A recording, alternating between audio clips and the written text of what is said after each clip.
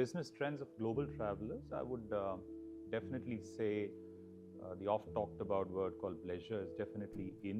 So we've seen a lot of people coming in business and extending their stays while they're staying. So that has been one of our biggest learnings, and we have kind of attuned our strategies to convert that into more direct bookings to see, because they maybe have booked from different sources, but given the extra 1 or 2 days they wish to look at, explore the city, I think we've used them to our advantage. So that's been a trend.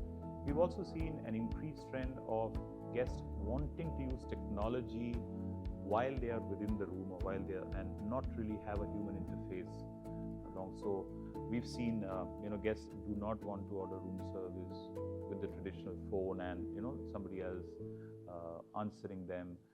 If he or she has the option of using, say, a QR code enabled app which is very dedicated to the room and ordering everything from the menu, including the way he likes it and including with the accompaniments he likes. So use of technology to ask for flowers, ask for car rentals, and so on and so forth, and using a human interface, which is it used to be very common in the recent past. So those two have been a definite learning for us, and we're trying to unlearn a few things to incorporate the new in things.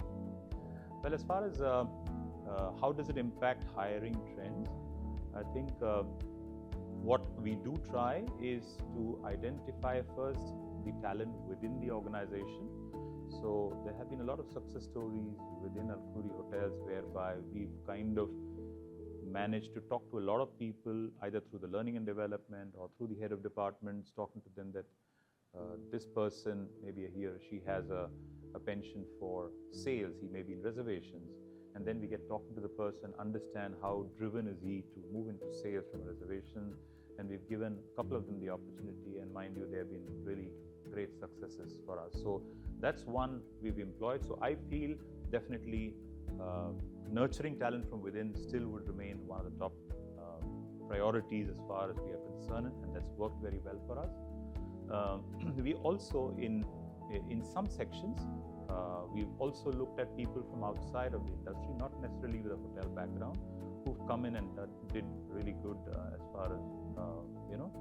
far as front-facing. So we have some GSAs who come in from a customer service background, a BPO background, who worked well, who took time in acclimatizing a bit, but they are so good with their phone skills, they're so good with their guest interaction. I think that's been a good learning for us. We've also, I think, identified, especially with key source markets, back in India at least, that no longer tier 1 and tier 2 cities people want to come along at probably with the limitations of the packages that we may offer. So we've identified tier 3, tier 4, and few great, hotel schools which are in those, small, cities, and who are willing to get the students a taste of Dubai hoteliering, and they lap it up, they come here. And I would think we don't have I wouldn't say 100% success rate, but I would think in the high 60s or 70s at the moment with that. So it keeps the cost also low, it gives them an idea, and some of them have turned out to be winners. So these are 2 or 3 trends that we've employed, which has worked good for us.